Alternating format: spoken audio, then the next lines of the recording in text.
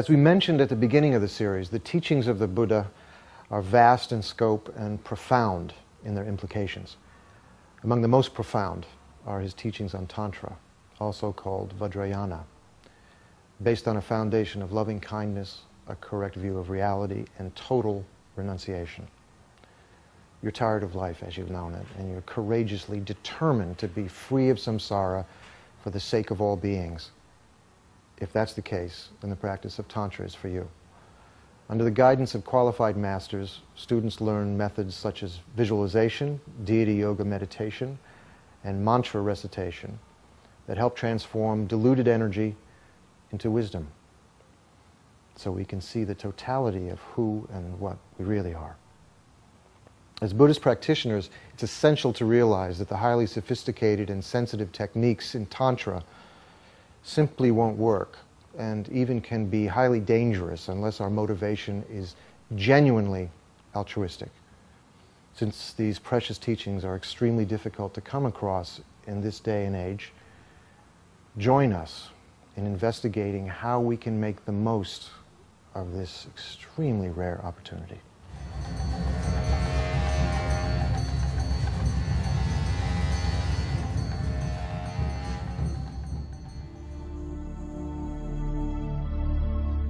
In this presentation, you're going to hear about the Buddha's most esoteric teachings, those of Tantra. You've also heard that an altruistic motivation is especially important in the case of these teachings. In fact, it's very much like in the fairy tales you may have heard as a child.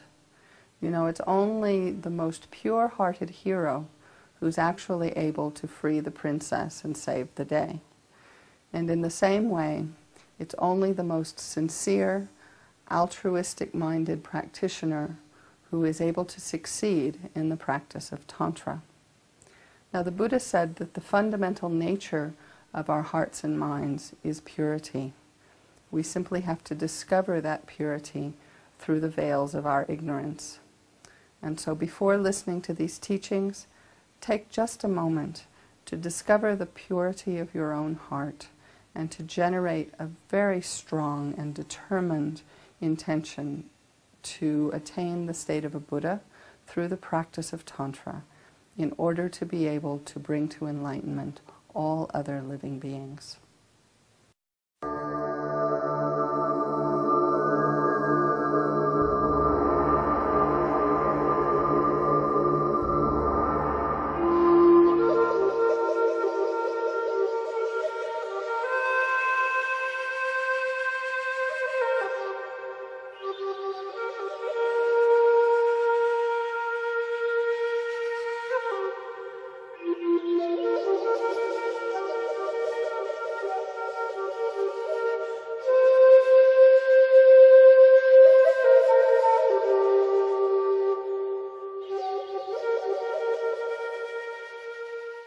We can correct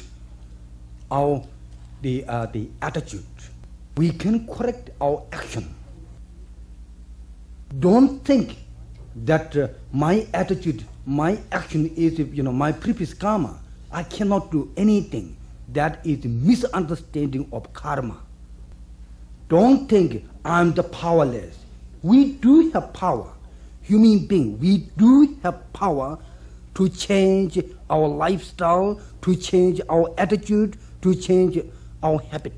That capacity you call maybe Buddha potentiality or God potentiality or whatever you call. That's why Buddhism is simple. And it is universal teaching. It is understandable any religions or non-religious people. That is the beauty of human being, has a powerful instrument. Any kind of things we can trick, any energy we can trick, we can transform it something else. That's why Tibetan Buddhism has much method how to transform attachment into the path to liberation, how to desire transform it, path to liberation. We do have much emphasis, method. The Buddhist point of view, there is no human problem which cannot solved by human being. and that personally to understand and to encourage that the entire my problem, I can deal with my problem, I can solve my problem. That attitude is, I think, very essential for the growth of oneself. I truly believe that all of us, even though we are not good meditators, we are not maybe good spiritual, but all of us, if we have, some understanding and we have encouragement oneself, we can solve the problem. Most time, we lack of, understanding of our own capacity. We put ourselves down.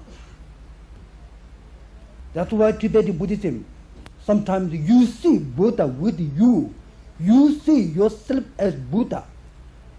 I'm sure all of you heard that kind of thing.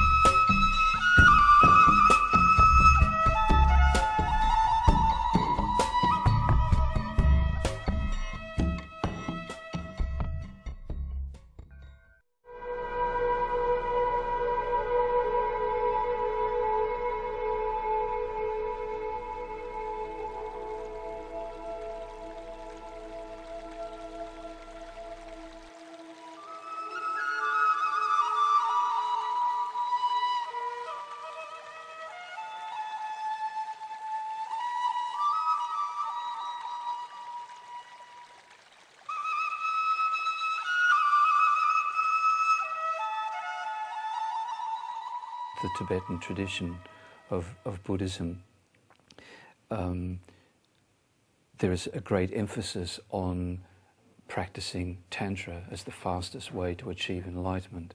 Not just to get enlightened quickly, but the reason that the Buddha taught Tantra was originally it was taught to bodhisattvas, great bodhisattvas who had unbearable compassion for the suffering of sentient beings, and because of that found it unbearable that it takes 3 countless great eons to achieve enlightenment.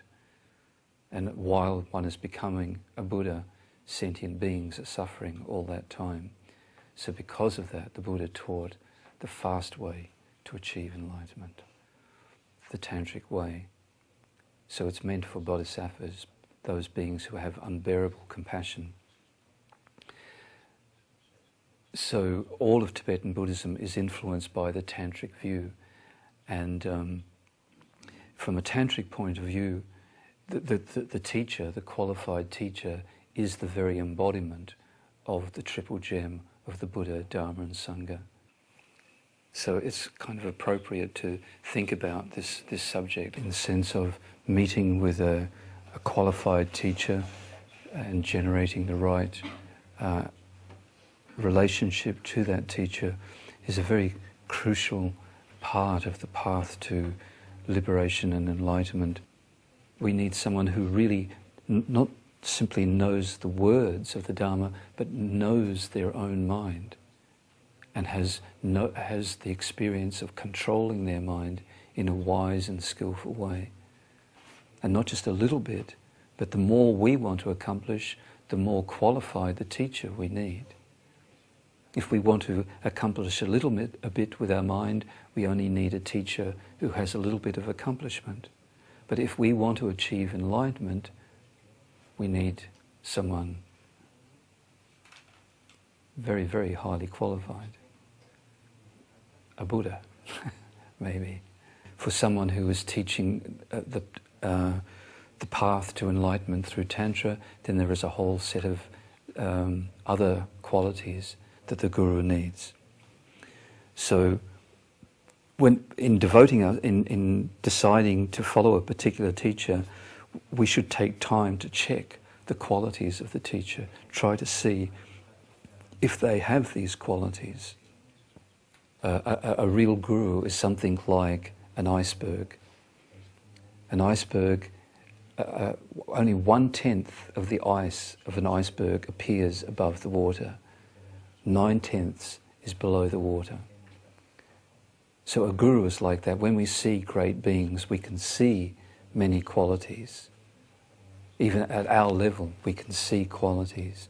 What we should try to understand is that that's just a little hint of the actual qualities of a truly realized being.